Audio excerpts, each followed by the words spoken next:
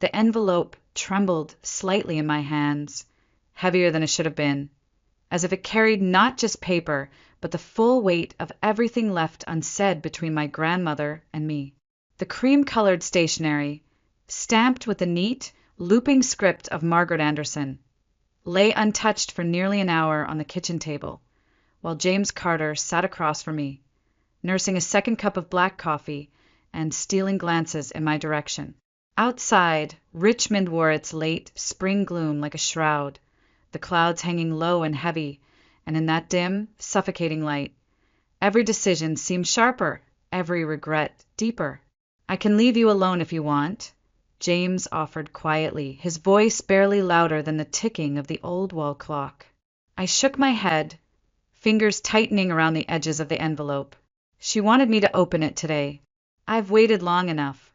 The seal cracked with a brittle snap, and inside, folded with precise care, was a single sheet of thick paper and a key. An old, worn thing, small enough to lose in a coat pocket, but heavy enough to change the course of my life.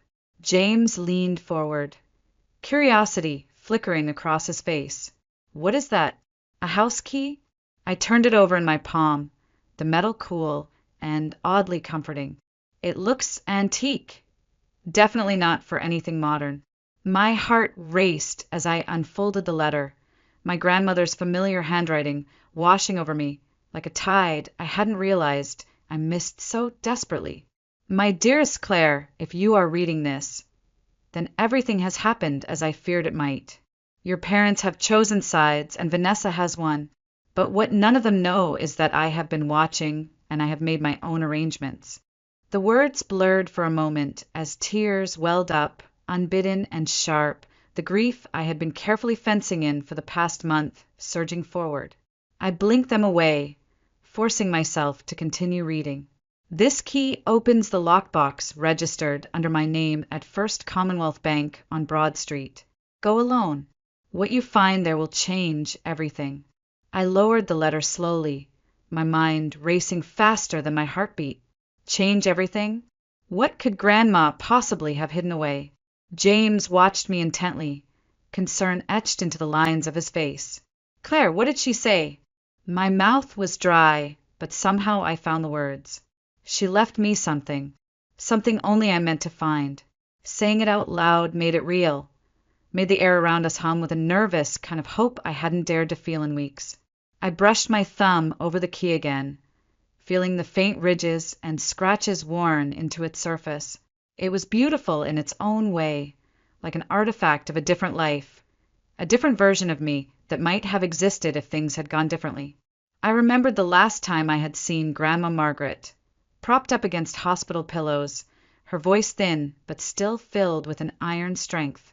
She had taken my hand then, squeezed it tighter than I thought possible, and whispered, "Your time will come, Claire. They won't see you, but I do." A lump formed in my throat, too thick to swallow. I glanced at James, who gave me a small, encouraging nod, as if to say, "Whatever this is, you don't have to face it alone." But some journeys, some reckonings, could only be faced alone. "I need to go to the bank," I said, pushing back from the table, the chair scraping softly against the worn hardwood floor. I tucked the letter carefully back into the envelope, slipping the key into my pocket where it rested heavily against my hip, a constant reminder that maybe, just maybe, everything wasn't over yet. As I grabbed my coat and headed for the door, James called after me, "Be careful, Claire, and whatever you find, remember it's yours, not theirs." I paused for just a heartbeat on the threshold, the weight of his words settling deep into my bones. Then I stepped out into the gray, misty afternoon, the key in my pocket, the hope in my chest, and the storm of change waiting just beyond the horizon.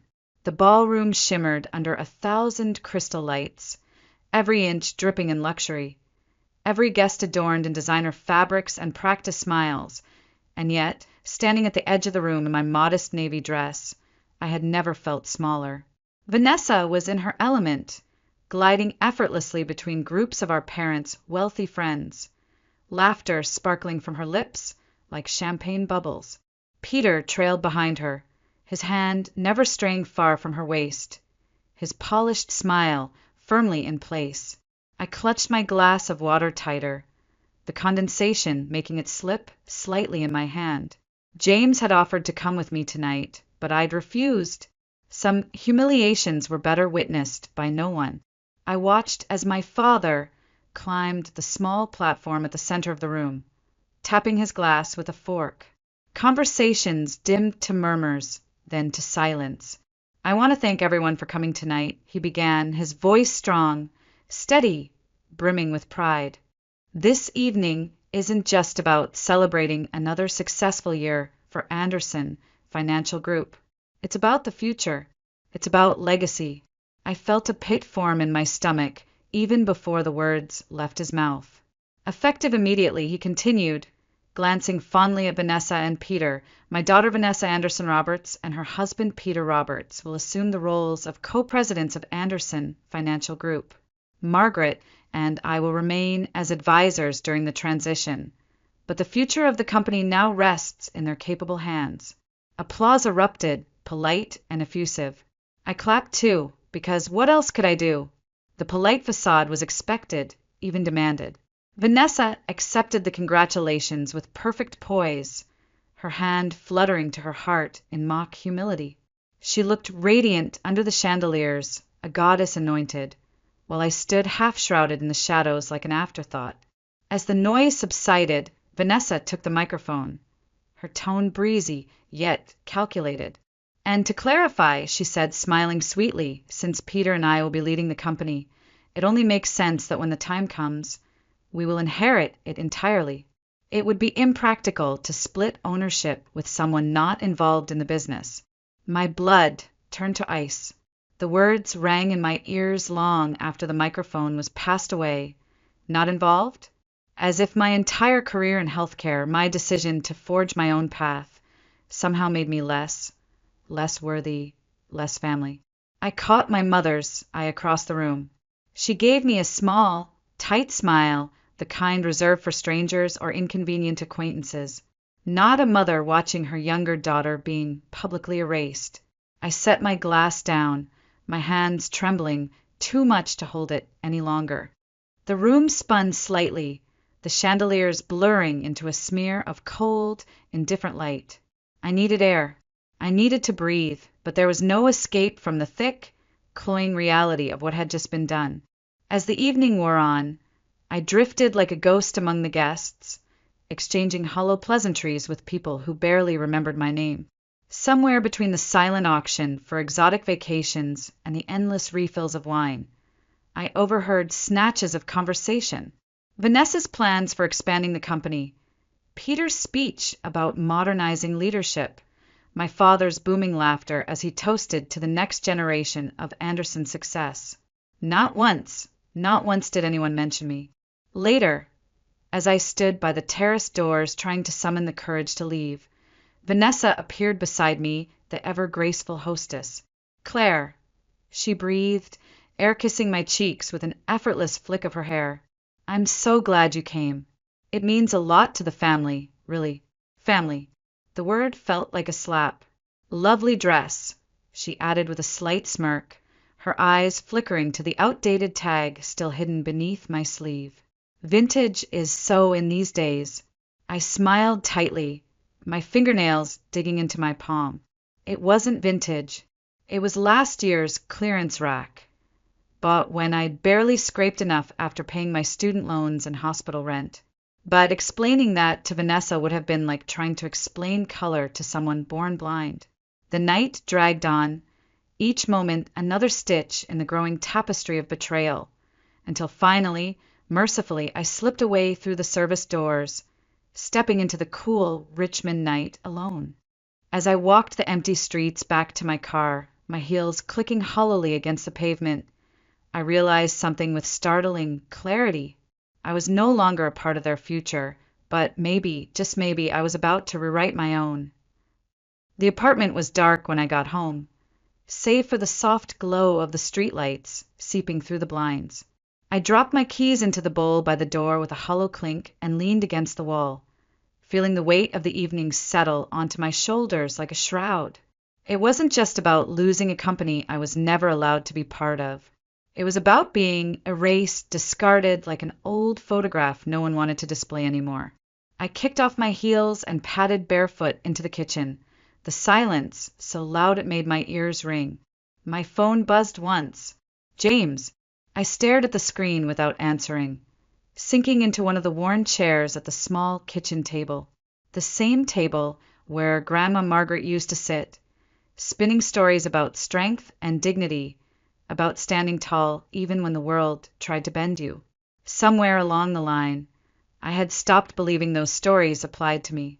I poured myself a glass of water, my hands trembling slightly, and stared at the worn oak tabletop. Images from the evening flashed through my mind like cruel film reels. Vanessa's triumphant smile, my father's pride, my mother's polite indifference. I wasn't even an afterthought. I was nothing. An inconvenience too stubborn to fade gracefully. The tears came then, hot, angry, humiliated tears, not because I had expected anything different, but because some small, stupid part of me had still hoped. When the sobs finally subsided into shuddering breaths, I wiped my face with the sleeve of my dress and forced myself to sit up straighter. Enough. Enough crying over people who had made their choice long before tonight. Enough waiting for crumbs of affection from a table where I was never truly welcome. The next morning, the sky was gray again, a low, drizzling rain painting the streets slick and empty. I met James at a small diner 2 blocks from my apartment, the kind of place that smelled of burnt coffee and fried eggs, with a vinyl booth stuck to the backs of your legs in the summer. James was already there, a cup of coffee in front of him, a book spread open but forgotten. "You look like hell," he said softly as I slid into the booth across from him. "Feel like it," I muttered, stirring a spoon aimlessly through the black coffee the waitress plunked in front of me without asking. James waited until the waitress wandered off before leaning in. "Claire, you don't have to pretend with me. What happened last night?" I laughed, the sound brittle and sharp. "They made it official. Vanessa and Peter get everything. The company, the house, the legacy. I get memories, I guess." I shrugged, trying to play it off, but James wasn't fooled. "You don't deserve this," he said fiercely, his hands tightening into fists on the table. "You've done everything right. You've built a life, a career. You've given everything to that family, and they treat you like I'm disposable," I finished for him, my voice cracking despite myself. James exhaled slowly, struggling for words. Finally, he said, "You're not. You never were." I stared down at the swirling black surface of my coffee, wanting to believe him, but the years of being overlooked, passed over, dismissed, they weighed heavier than any words could lift. "Maybe I should just accept it," I said quietly. "Maybe this is just how it is." James shook his head. "No. You deserve more, Claire, and you're stronger than you think." His conviction burned bright, but it was the memory of Grandma Margaret's voice that stirred something inside me. "Your time will come, Claire. They won't see you, but I do." I straightened slightly, a flicker of something fierce and stubborn, igniting in my chest. I didn't know what the key in my pocket would unlock, but maybe, just maybe, it was the door to something bigger than the life they had allowed me to have. James caught the change in my posture and smiled, a slow, knowing smile. "There she is," he said, tapping the side of his mug. For the first time in weeks, I managed a small, real smile back. It didn't erase the hurt. It didn't erase the betrayal.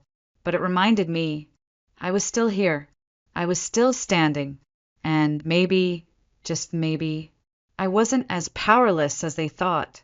The First Commonwealth Bank on Broad Street looked exactly the same as it had 20 years ago when Grandma Margaret used to bring me along to deposit checks, solid, imposing, with brass fixtures and heavy oak doors that seemed designed to intimidate. I paused outside for a moment, the key burning a hole in my pocket, my heart hammering against my ribs like a prisoner desperate to escape. It felt surreal, as if I were about to walk into a different life and leave the old Claire behind on the sidewalk.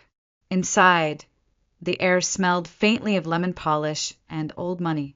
A young woman in a neat navy suit approached, her heels clicking sharply against the marble floor. "Good morning," she said with a professional smile. "How may I help you?" I fished out the envelope, now slightly worn from constant handling, and unfolded the small note bearing the safe deposit box number. "I'm here to access a lockbox registered under Margaret Anderson." The woman's smile flickered slightly at the name, as if it meant something, or maybe I was just imagining it. She nodded and motioned for me to follow her. Down a narrow hallway lined with portraits of serious men and stern-faced women, we reached a small, private room. She handed me a clipboard. "Please sign here. You'll have complete privacy once inside." Her tone was kind but brisk, as if she knew that whatever waited behind that steel door was no ordinary errand. The lock clicked open with a soft metallic snick, and she pulled out a long, slender box, setting it gently on the table. "Take all the time you need," she said, before retreating quietly, leaving me alone with the weight of the unknown. For a long moment, I just sat there, staring at the box, afraid to open it, afraid of what it might mean if hope was misplaced, but also afraid of what it would mean if it wasn't. Finally, with hands that trembled despite myself, I lifted the lid. Inside was a thick folder bound in deep burgundy leather, and beneath it a smaller, velvet pouch tied with a faded gold ribbon. I reached for the pouch first, my fingers brushing over the soft fabric, and untied it with slow, deliberate care. A single key fell into my hand, not like the first one, but heavy, ornate, with the name Anderson Building etched into its side. I stared at it, uncomprehending, my breath caught somewhere between a sob and a gasp. Beneath the pouch, tucked into the folder, was a handwritten letter in Grandma's neat, looping script. "Dearest Claire, if you are holding this, it means the time has come for you to know the truth. You have always been the one I trusted to carry our true legacy. The Anderson Building, the heart of our family's labor, the foundation of everything we built, was never meant to be surrendered to ambition or arrogance. It is yours now, my darling, entirely yours. No conditions, no apologies, no need to seek their permission." I read the words again and again, my mind struggling to catch up. The Anderson Building was mine, not part of the Anderson Financial Group, not tied up in corporate entanglements or petty family drama. Tears blurred the ink on the page as I read the next lines. "And there is more, Claire. Inside the folder are documents establishing a trust fund in your name, designed to ensure that you have both the means and the freedom to live your life on your own terms. You are not beholden to their approval or their acceptance. You never were." I pressed the letter to my chest, my whole body shaking with the enormity of it. The validation, the love that had lived quietly behind every moment Grandma Margaret had ever spent with me. She had seen me. She had believed in me when no one else did. I opened the folder next, scanning the neatly organized documents.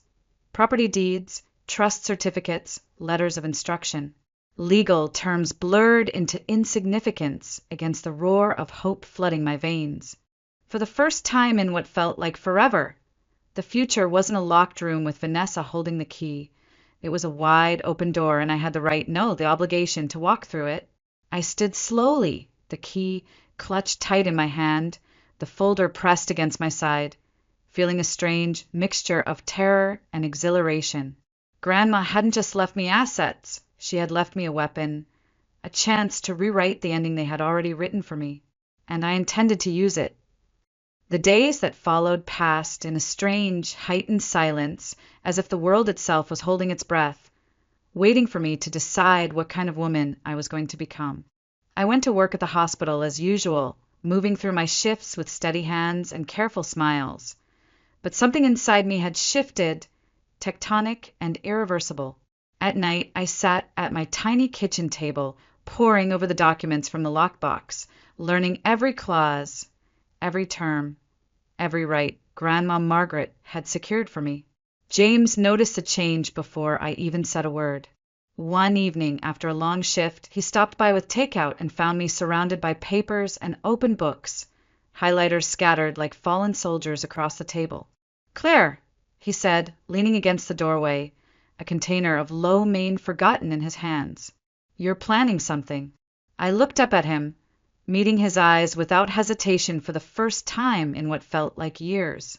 "I'm not just planning," I said, quietly. "I'm preparing." He didn't ask for details. He didn't need to. James knew better than anyone the kind of battles I was used to fighting. The silent wars where the only weapons were patience and endurance. But this time, I had something more powerful. I started visiting lawyers during my lunch breaks, sitting across mahogany desks and discussing trust structures, property law, business succession rights. I learned about forensic accounting, about leverage, about the ways power could be quietly, legally, unassailably shifted. I met with an independent financial advisor, someone Grandma had quietly arranged years ago, a woman named Diane who smiled knowingly when I introduced myself.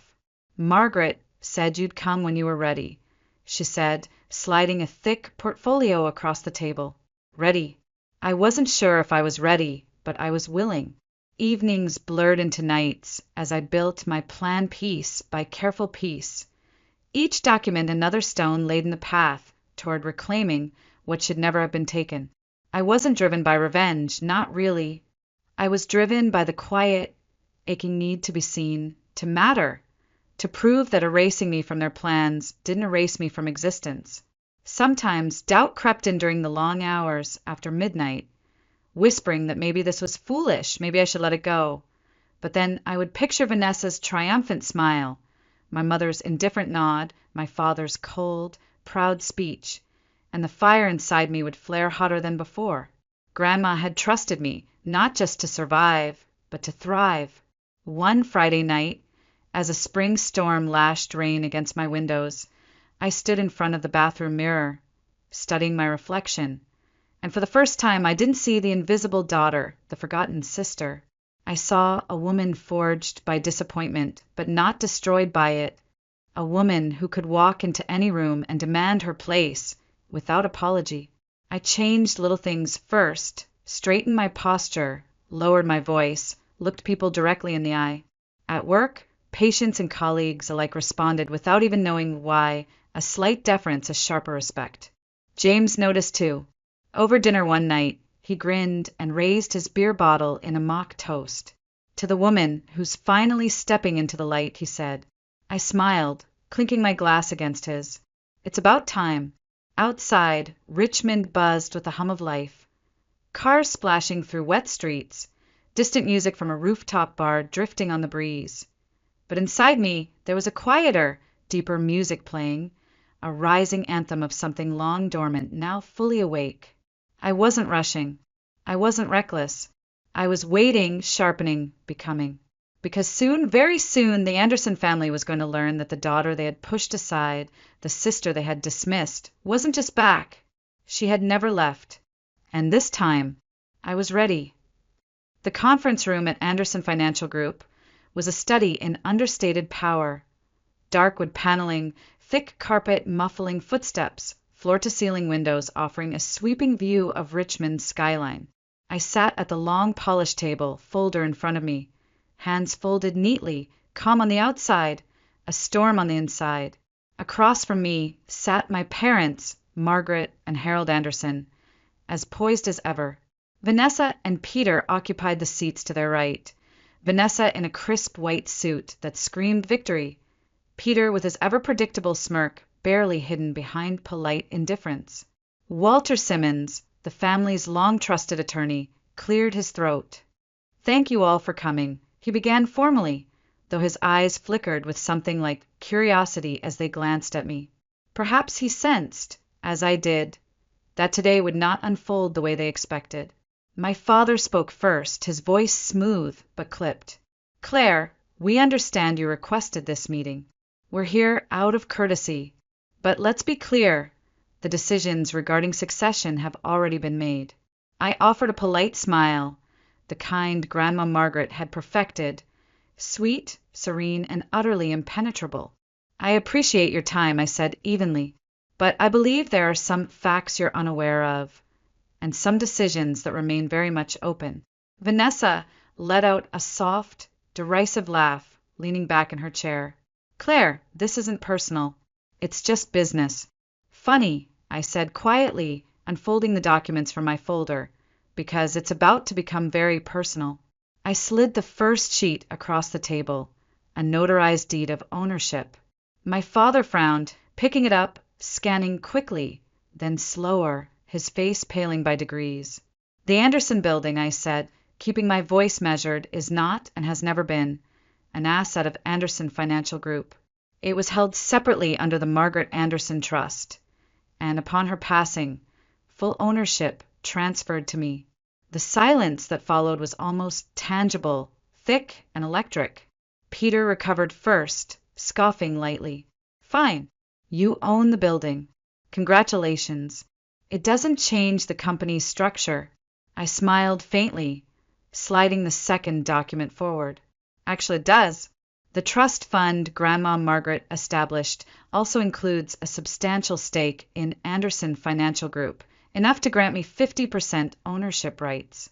Walter leaned forward slightly, adjusting his glasses as he examined the paperwork. I caught the flicker of realization and something close to respect in his eyes. My mother's voice, when it came, was tight with disbelief. Why? Why would she do this? Maybe because she saw something in me you refused to see, I said, my tone soft but unyielding. Maybe because she believed legacy wasn't just about bloodlines or obedience, but about character.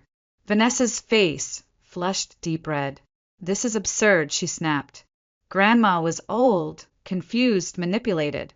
Margaret Anderson was of sound mind when she executed these documents. Walter interjected, his voice cutting clean through Vanessa's protest. There is extensive documentation to support that. I leaned back slightly, letting the silence stretch, watching the pieces shift and fall inside their minds. The realization that the daughter they had overlooked, the sister they had dismissed, now stood between them and the future they thought was guaranteed. You have two options, I said finally, my voice calm but carrying a weight none of them could ignore. You can buy out my share at a fair market value, or we restructure the company into an equal partnership with full transparency, independent board oversight, and shared governance. Peter looked like he might choke on his own spit. You're extorting us. I tilted my head slightly. No, I'm offering you a choice. My father's hands were clenched into fists on the table, his knuckles stark, white against the wood. My mother stared at me as if seeing a stranger, and maybe she was, because the woman sitting across from them now wasn't the desperate daughter longing for approval. She was the heir Grandma Margaret had always believed I could be. The storm they never saw coming, and now couldn't outrun. They thought they had written the ending to this story. They were wrong, and I intended to show them just how wrong. The tension in the conference room was palpable, thick enough to cut with a knife. My father sat rigid in his chair, his jaw working silently as he stared at the documents spread before him. Vanessa flipped through them furiously, each turn of the page sharper, angrier than the last. Peter sat back, arms crossed, his mouth a thin, displeased line. Walter Simmons cleared his throat again, breaking the silence. From a legal standpoint, he said carefully, Claire's proposal is fair, equitable, and fully enforceable. My mother's voice cracked the fragile stillness. Claire, she said, her voice brittle, why? Why didn't you tell us? Why all this secrecy? I looked at her, really looked, and for the first time I wasn't a child begging to be loved. I was a woman, standing fully in her own power. Because you never asked, I said simply. Because you never cared enough to wonder if I had anything to say, anything worth hearing. A flicker of hurt crossed her face, quickly masked, but not quickly enough. Walter pushed a revised agreement across the table. If you choose to accept Claire's terms, Anderson Financial Group will transition to a dual ownership model. Claire and Vanessa will hold equal voting rights. An independent board member will be appointed to break any deadlocks. The Anderson building will remain Claire's sole property, and the company will lease the space from her at market rate, unless renegotiated otherwise. Vanessa slammed the folder shut. This is a hostage situation, she hissed. No, I said quietly, rising to my feet, feeling the old fear slew off me like a dead skin.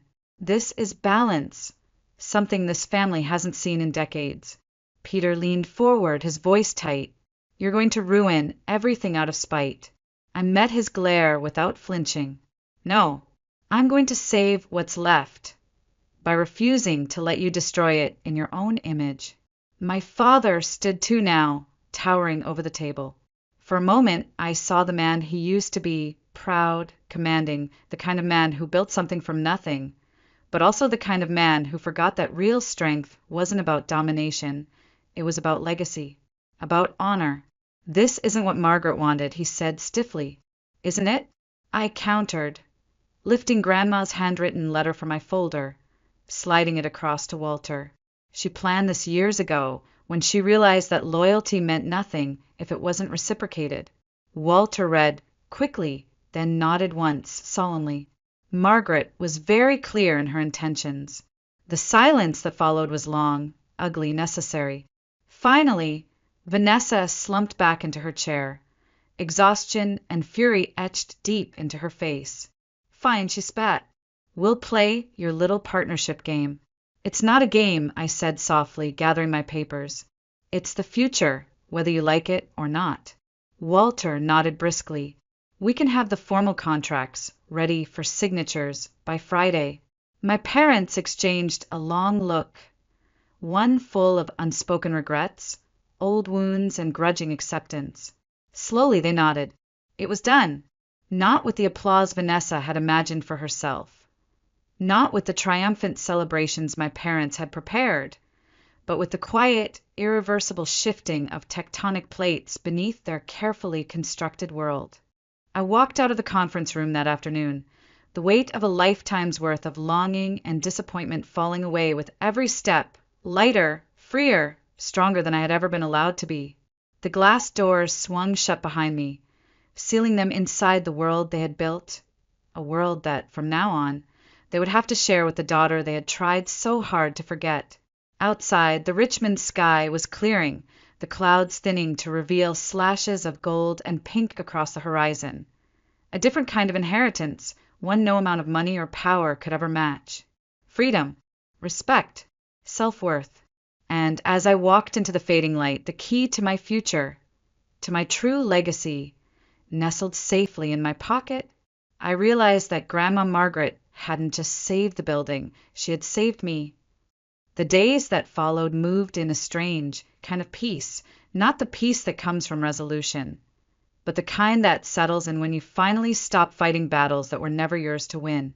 Anderson Financial Group began its slow, awkward transition into true, shared leadership.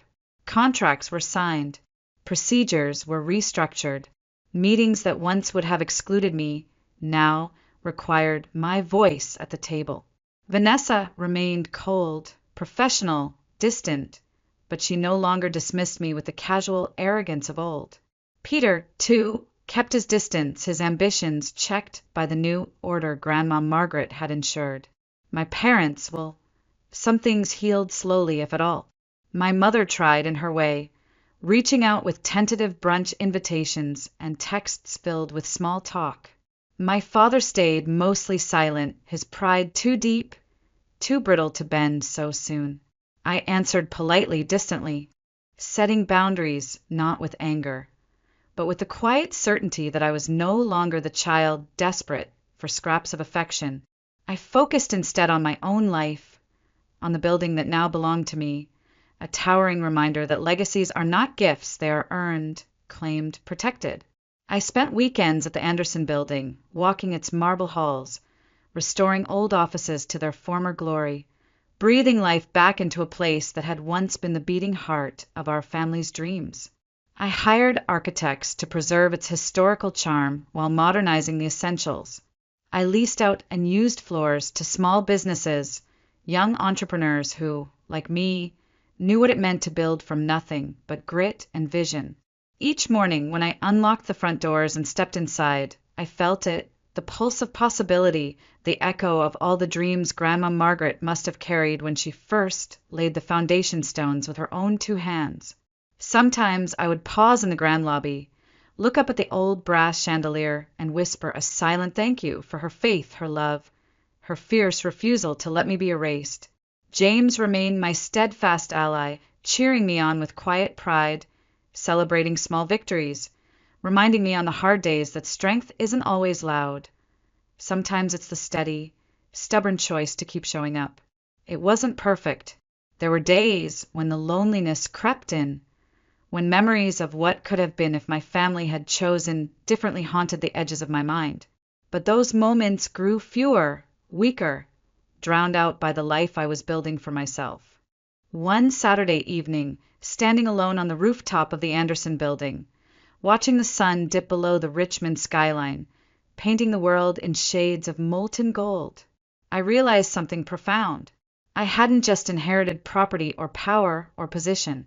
I had inherited freedom. The freedom to define myself, to stand without apology, to shape my own legacy, not in reaction to the family that tried to diminish me, but because of the woman I had chosen to become. Grandma Margaret had seen that potential, and through her final, brilliant act of love, she had handed me the tools to uncover it. As the wind stirred around me, lifting my hair and carrying with it the scent of the city, old brick, new asphalt, blooming dogwoods, I smiled to myself. Small at first, then wider, brighter, the kind of smile that came from deep within, from places no betrayal could touch. This wasn't the ending they had written for me. This was my beginning, and I was just getting started.